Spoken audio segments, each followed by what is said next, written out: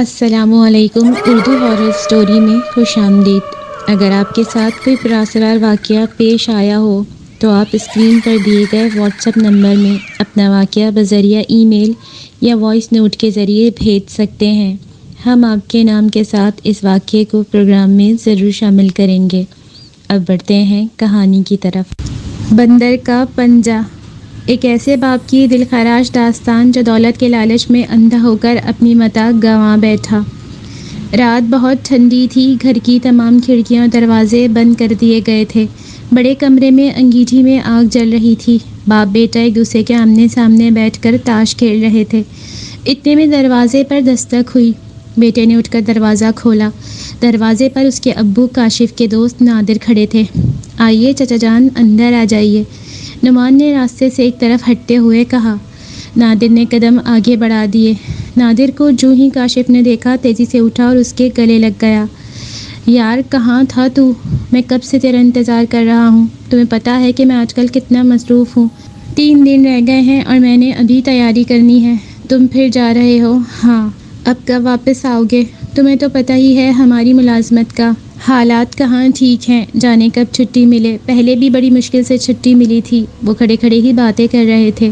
آپ لوگ بیٹھیں گے بھی یا کھڑے رہنے کا ارادہ ہے؟ نعمان نے کہا تو وہ ہنستے ہوئے بیٹھ گئے۔ کچھ دیر گپ شپ لگانے اور چائے پینے کے بعد اچانک کاشف بولا، اگلے دن تم نے ایک بندر کے کسی پنجے کی بات کی تھی۔ اس وقت میں نے توجہ نہیں دی تھی، اب بتاؤ کیا بات تھی؟ کوئی بات نہیں۔ نادر اچانک پریشان ہو گیا۔ بندر کا پنجہ؟ کاشف کی بیوی سائقہ حیرت سے بولی۔ ہاں، ایک بندر کا پنجہ جو پراسرار بھی ہے، نادر نے جواب دیا۔ پراسرار؟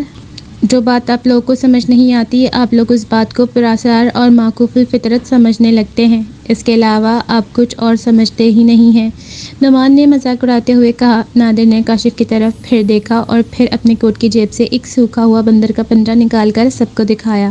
یہ ہے وہ پنجہ۔ آپ نے یہ کہاں سے لے لیا ہے؟ نعمان نے پوچھا۔ آپ لوگوں کو تو پتہ ہی ہے کہ آج کل میری ڈیوٹی چترال میں لگی ہوئی ہے۔ وہاں میری ملاقات ایک ایسے شخص سے ہوئی جو عجیب و غریب شخصیت کا مالک تھا، گندا اور غلیظ، مگر لوگ اس کے پیچھے ایسے بھاگتے تھے جیسے وہ کوئی پہنچا ہوا بزرگ ہو۔ یہ پنجہ اس نے مجھے دیا تھا اور مجھے بتایا تھا کہ اس پنجے سے 3 آدمی اپنی 3 خواہشیں پوری کر سکتے ہیں۔ 2 آدمی اس سے کام لے چکے تھے، ایک رہ گیا تھا۔ یہ پنجہ عام پنجہ نہیں ہے۔ وہ تینوں بڑی توجہ سے پنجے کی کہانی سن رہے تھے۔ سائقہ نے پوچھا، کیا آپ نے اسے آزمایا ہے؟ نہیں۔ کیوں؟ کیونکہ میرا دل نہیں مان رہا کہ میں اس سے اپنی 3 خواہشیں پوری کروں۔ کاشف پنجے کو غور سے دیکھ رہا تھا۔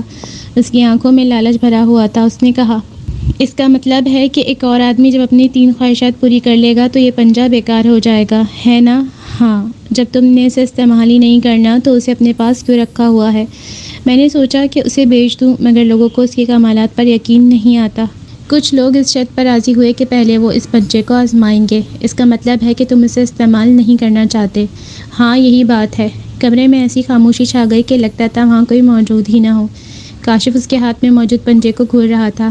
اچانک نادر بولا، اس کو اپنے پاس رکھ کر میں نے کیا کرنا ہے؟ اسے جلا دیتا ہوں۔ یہ کہہ کر اس نے پنجہ آگ میں پھینکنے کی کوشش کی۔ کاشف نے اچھل کر اس کا ہاتھ پکڑ لیا اور چلا کر بولا، یہ کیا کر رہے ہو؟ کاش تم اسے جل جانے دیتے تاکہ میرے دل میں جو اس کے بارے میں خوف سما گیا ہے وہ دور ہو جاتا۔ اگر تم اسے اپنے پاس نہیں رکھنا چاہتے ہو تو مجھے دے دو۔ میں تو خود سے دور کرنا چاہتا ہوں۔ میں یہ تمہیں دے تو دیتا ہوں، لیکن کیا لیکن؟ اس کے لیے میری ایک شرط ہے۔ شرط؟ کیسی شرط؟ کاشف جلدی سے بولا، اس کی وجہ سے تمہیں کوئی نقصان پہنچا تو اس کی ذمہ داری مجھ پر نہیں ہوگی۔ مجھے منظور ہے۔ کاشف تم میرے دوست ہو، میری بات مانو، اس کو جل جانے دو۔ میرے دل میں اس کے حوالے سے انجانا سا خوف سما گیا ہے۔ تم بے فکر رہو، مجھے کچھ نہیں ہوگا۔ ٹھیک ہے، میرا کام تمہیں سمجھانا تھا، تم جانو اور تمہارا کام جانے۔ اچھا تم یہ بتاؤ کہ خواہش کس طرح ظاہر کی جاتی ہے؟ اسے اپنے بائیں ہاتھ میں پکڑ کر اونچی آواز میں اپنی خواہش ظاہر کرو۔ مگر میری خواہش ہے کہ تم اس معاملے میں نہ ہی الجھو تو بہتر ہے۔ مجھے ایسا لگ رہا ہے جیسے میں کوئی جادو بھری کہانی سن رہا ہوں۔ سائقہ نے جھرجھری لیتے ہوئے کہا۔ کچھ دیر سب لوگ باتیں کرتے رہے، لیکن اب کمرے کی فضا میں انجانا سا خوف بھی چھا گیا تھا۔ اچانک نادر اٹھ کھڑا ہوا۔ کاشف اب مجھے اجازت دو، کل میں چترال چلا جاؤں گا۔ میری اللہ تعالیٰ سے دعا ہے کہ آپ لوگوں کو کچھ نہ ہو۔ میری بات مانو، اس پنجے کو جلا دو، اس کو اپنے پاس بھی نہ رکھو۔ کاشف نے کوئی جواب نہ دیا۔ بلکہ اسے گلے لگانے کے لیے اپنے دونوں ہاتھ پھیلا دیے، پھر اسے باہر چھوڑنے کے لیے چلا گیا۔ کچھ دیر کے بعد واپس آیا تو اس کے چہرے پر دبا دبا سا جوش تھا۔ وہ کمرے کے درمیان میں کھڑا ہو کر کہنے لگا، اب میں اپنی پہلی خواہش بیان کرنے والا ہوں۔ نعمان اٹھا اور کچھ دور جا بیٹھا، جبکہ سائقہ نے کرسی کی پشت سے اپنا سر لگا لیا۔ کاشف نے اپنے کوٹ کی جیب سے بندر کا پنجہ نکالا، اسے بائیں ہاتھ میں پکڑ کر لرزتی ہوئی اونچی آواز میں بولا، میری پہلی خواہش یہ ہے کہ مجھے 1,00,000 روپے مل جائیں۔ ابھی یہ لفظ اس کے منہ سے نکلے ہی تھے کہ وہ اچانک بھیانک آواز میں چیخ اٹھا۔ سائقہ اور نعمان بھاگ کر اس کے پاس پہنچے۔ نعمان نے اسے ہاتھ لگایا تو اس کا جسم سن ہو رہا تھا۔ نعمان نے اپنے ابو کا سن جسم ہلاتے ہوئے کہا، کیا ہوا ابو؟ یہ حرکت کر رہا تھا، کیا مطلب؟ نعمان اور سائقہ چلا اٹھے۔ میں سچ کہہ رہا ہوں، یہ پنجہ چل رہا تھا۔ جب میں نے اپنی خواہش ظاہر کی تو یہ زندہ ہو گیا اور یہ یوں سرسرانے لگا جیسے سانپ ہو۔ یہ سن کر اس کے رنگ اڑ گئے۔ مگر آپ کی یہ خواہش کب پوری ہوگی؟ مجھے تو کہیں بھی 1,00,000 روپے نہیں دکھائی دے رہے ہیں۔ سائقہ بولی، آپ بھی کمال کرتے ہیں، بھلا بندر کا مردہ پنجہ کیسے حرکت کر سکتا ہے؟ آپ کو وہم ہوا ہے، یہ ویسے ہی آپ کے ہاتھ سے چھوٹ کر گرا ہے۔ نعمان نے جھنجھلا کر کہا، ہاں آپ کو وہم ہوا ہے۔ سائقہ نے بھی اپنے بیٹے کی تائید کی۔ میں یہ نہیں مان سکتا کہ میرا وہم ہے، کاشف جھنجھلا کر بولا۔ نعمان نے اپنے ابو کو انگیٹھی کے پاس موجود کرسی پر بٹھایا۔ کاشف نے کانپتے ہاتھوں سے پنجہ اٹھایا اور اسے اپنے کوٹ کی جیب میں ڈال لیا۔ اس کا چہرہ زرد تھا اور خوف کی وجہ سے اس کے ہونٹ بار بار لرز رہے تھے۔ باہر ہوا اور زیادہ تیز ہو گئی تھی۔ جب وہ کھڑکیوں دروازوں سے ٹکرا تو ایسا دہشت ناک شور پیدا ہوتا تھا جیسے سینکڑوں چڑیلیں مل کر بین کر رہی ہوں۔ وہ تینوں خوف سے کانپتے لرزتے بیٹھے رہے۔ اس دہشت ناک رات کی صبح بڑی روشن تھی، آسمان صاف تھا۔ ناشتہ کرتے وقت نعمان اپنے ابو کا مذاق اڑاتا رہا، مگر کاشف کا چہرہ ابھی تک زرد تھا۔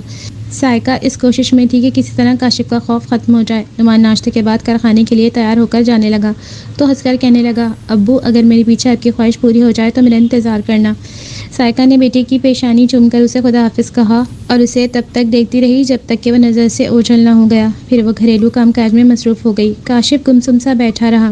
دوپہر کے وقت دروازے پر دستک ہوئی۔ کاشف نے اٹھ کر دروازہ کھولا۔ ایک اجنبی کھڑا تھا۔ جی فرمائیے، کاشف نے پوچھا تو وہ بولا، میں کارخانے کی طرف سے آیا ہوں جس میں آپ کا بیٹا کام کرتا ہے، کیا ہم بیٹھ کر بات کر سکتے ہیں؟ کیوں نہیں، یہ کہہ کر کاشف اسے ڈرائنگ روم میں لے گیا۔ بیٹھنے کے بعد وہ بولا، مجھے کارخانے کی انتظامیہ کی طرف سے حکم ملا تھا کہ آپ سے ملوں۔ ذائقہ گھبرا کر بولی، نعمان تو ٹھیک ہے نا؟ مجھے افسوس ہے کہ اجنبی اتنا کہہ کر خاموش ہو گیا تو کاشف بول اٹھا، کیا نعمان کو کوئی حادثہ پیش آ گیا ہے؟ ہاں، وہ شدید زخمی ہو گیا تھا، مگر اب اسے کوئی تکلیف نہیں۔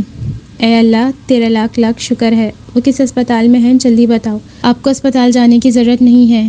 کیونکہ ہم اسپتال کیوں نہیں جا سکتے اور کیونکہ کا کیا مطلب ہے؟ ذائقہ نے بھکلاتے ہوئے کہا، کیونکہ وہ مشین میں پھنس کر بری طرح کچلا گیا ہے۔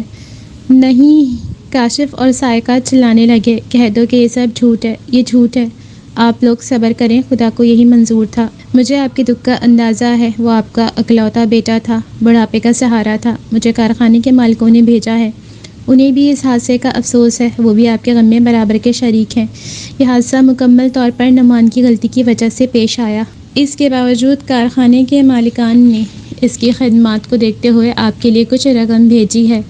کاشف کا چہرہ خوف سے بالکل زرد ہو چکا تھا۔ اس نے بڑی ہمت سے پوچھا، کتنی رقم؟ 1,00,000 روپے کا چیک۔ کیا؟ ذائقہ کی چیخ سے بے خبر کاشف نے اندھوں کی طرح اپنے ہاتھ آگے بڑھائے اور بے ہوش ہو گیا۔ نعمان کی لاش کب آئی، کب اسے دفن کیا گیا، اسے کچھ ہوش نہیں تھا۔ انہیں تو نعمان کا منہ بھی کسی نے نہ دیکھنے دیا۔ یہ سب کچھ اتنا اچانک ہو گیا تھا، میاں بیوی کے دماغ چکرا گئے تھے۔ انہیں کچھ سمجھ نہیں آ رہا تھا کہ یہ کیا ہو رہا ہے، لیکن جیسے وقت گزرتا گیا ویسے ویسے انہیں یقین ہوتا گیا کہ یہ کوئی اتفاقی حادثہ نہیں تھا، بلکہ ساری کارستانی بندر کے پنجے کی تھی۔ اب وہ دونوں خاموش رہنے لگے تھے۔ ایک رات کاشف کی آنکھ ابھی لگی ہی تھی کہ وہ ذائقہ کی چیخ سن کر جاگ اٹھا۔ کیا ہوا؟ پنجہ؟ بندر کا پنجہ کہاں ہے؟ کیا ہوا اسے؟ کاشف نے پوچھا۔ مجھے وہ چاہیے، تم نے اسے جلا تو نہیں دیا کہیں؟ نہیں، وہ میری میز کے دراز میں پڑا ہے۔ لیکن ہوا کیا ہے یہ تو بتاؤ۔ ذائقہ پاگلوں کی طرح کہہ لگانے لگی، ہا ہا ہا ہا ہا ہا، میں بھی کتنی بے وقوف ہوں، بھول گئی تھی کہ تم نعمان کے باپ ہو نا، تمہیں یہ خیال کیوں نہیں سوجا؟ ہا ہا ہا ہا ہا ہا، مگر میں تو ماں ہوں، یہ خیال میرے ہی دل میں آنا چاہیے تھا، میں اس کی ماں ہوں نا۔ کیسا خیال؟ کون سا خیال؟ ابھی تم اپنی 2 خواہشیں پوری کر سکتے ہو نا؟ کیا مطلب؟ کاشف اس کا خیال جان کر لرز گیا۔ ابھی پنجہ اٹھا اور اسے ہاتھ میں لے کر یہ خواہش ظاہر کرو کہ ہمارا بیٹا زندہ ہو جائے۔ کاشف یہ سن کر زمین پر بیٹھتا چلا گیا۔ وہ بڑی آہستگی سے بولا، کیا تم پاگل ہو گئی ہو؟ وقت ضائع مت کرو، جلدی کرو میرا بیٹا، آہ میرا بیٹا، جاؤ جا کر سو جاؤ، تم اس وقت ہوش میں نہیں ہو، تم جلدی کرو، میں کچھ نہیں سنوں گی، ہمارا بیٹا زندہ ہو سکتا ہے۔ اگر ایک خواہش پوری ہو سکتی ہے تو دوسری کیوں نہیں؟ وہ صرف ایک حادثہ تھا، اس کے علاوہ کچھ نہیں تھا۔ نہیں، تمہیں دوسری خواہش ظاہر کرنا ہوگی، ہمارا بیٹا زندہ ہو سکتا ہے۔ وہ اسے میز کی طرف دھکیلنے لگی۔ اسے مرے ہوئے 10 دن ہو چکے ہیں، ہم اسے پہچان بھی نہیں سکیں گے۔ تمہیں یاد ہے کہ لوگوں نے آخری بار ہمیں اس کا چہرہ بھی دیکھنے نہیں دیا تھا۔ وہ مشین میں کچلا گیا تھا، اس کا چہرہ اور اس کے اعضاء ٹوٹ پھوٹ گئے تھے، بری طرح مسخ ہو گئے تھے۔ تم اسے اس حالت میں دیکھ کر خوفی سے مر جاؤ گی۔ نہیں، کوئی ماں اپنے بیٹے سے ڈر نہیں سکتی۔ کیسی بے وقوفی کی باتیں کر رہے ہو؟ اسے واپس لاؤ، بندر کا پنجہ اسے واپس لا سکتا ہے۔ کاشف مجبور ہو گیا۔ وہ میز کے پاس آیا اور دراز کھول کر پنجہ نکالا۔ پنجے کو چھوتے ہی اسے یوں لگا جیسے سردی کی ایک تیز لہر اس کے پورے جسم میں دوڑ گئی۔ اندھیرے میں وہ کمرے سے باہر نکلنے لگا تو دروازے سے ٹکرا گیا۔ خوف اور دہشت سے اس کا جسم ٹھنڈے پسینے سے نہا گیا۔ جب وہ سائیکا کے پاس پہنچا تو اس کا چہرہ پہلے سے بھی زیادہ سرد ہو چکا تھا۔ بولو، اپنی خواہش کا اظہار کرو، وہ چلائی۔ وہ خاموش رہا۔ جلدی کرو، وہ پھر چلائی۔ اس نے پنجہ بائیں ہاتھ میں پکڑا اور نہ چاہتے ہوئے بھی بولا، میری دوسری خواہش ہے کہ میرا بیٹا زندہ ہو جائے۔ بندر کا پنجہ اس کے ہاتھ میں رینگنے لگا اور پھر فرش پر گر پڑا۔ کاشف کرسی پر یوں گرا جیسے اس کی جان نکل گئی ہو۔ سائیکا آہستہ آہستہ کھڑکی کی طرف بڑھی اور اسے کھول کر باہر دیکھنے لگی۔ اسے اپنے بیٹے کا انتظار تھا۔ لالٹین کا شعلہ بجھنے سے پہلے آخری بار پھڑپھڑایا اور کمرے میں اندھیرا ہو گیا۔ تیل ختم ہو چکا تھا۔ سائیکا اپنے شوہر کے پاس جا کھڑی ہوئی۔ دونوں خاموش تھے۔ آنے والے لمحات کی دہشت ان پر ابھی سے طاری ہو چکی تھی۔ کھڑکی کی ٹک ٹک کی آواز ان کے دلوں پر ہتھوڑے کی مانند برس رہی تھی۔ اچانک کاشف نے دیا سلائی جلائی اور دوسرے کمرے سے موم بتی لینے چلا گیا۔ ابھی وہ دروازے کے پاس ہی پہنچا تھا کہ اس نے حویلی کے دروازے پر بڑے زور کی دستک سنی۔ وہ یوں لرزا کہ دیا سلائی اس کے ہاتھ سے گر پڑی اور تاریکی ہو گئی۔ وہ بے حس و حرکت کھڑا۔ دستک پھر سنائی دی، پھر تیسری بار۔ یہ کیسی آواز ہے؟ سائیکا نے چلا کر کہا۔ ہوا کی ہے۔ نہیں، تم جھوٹ بول رہے ہو، یہ نعمان کے ہاتھ کی دستک ہے، وہ اسی طرح دستک دیا کرتا تھا، میں اس کے انداز کو نہیں بھول سکتی۔ یہ کہہ کر وہ دروازے کی طرف بھاگی، لیکن اس سے پہلے کاشف دروازے پر پہنچ گیا تھا۔ بجھتی ہوئی دیا سلائی کی مدھم روشنی میں دروازے کے سوراخ سے باہر ایک ایسا چہرہ دیکھ چکا تھا جو لرزا دینے والا تھا۔ مسلا ہوا، کچلا ہوا اور روندا ہوا چہرہ جس نے اس کے ہوش اڑا دیے تھے۔ اس نے اپنی بیوی کا ہاتھ زور سے پکڑ لیا۔ کیا کہہ رہے ہو؟ دروازہ کھولنے دو، میرا بیٹا آ گیا ہے، میرا بیٹا نعمان آ گیا ہے۔ وہ خود کو چھڑانے کے لیے کاشف کو پیچھے کی طرف دھکیل رہی تھی۔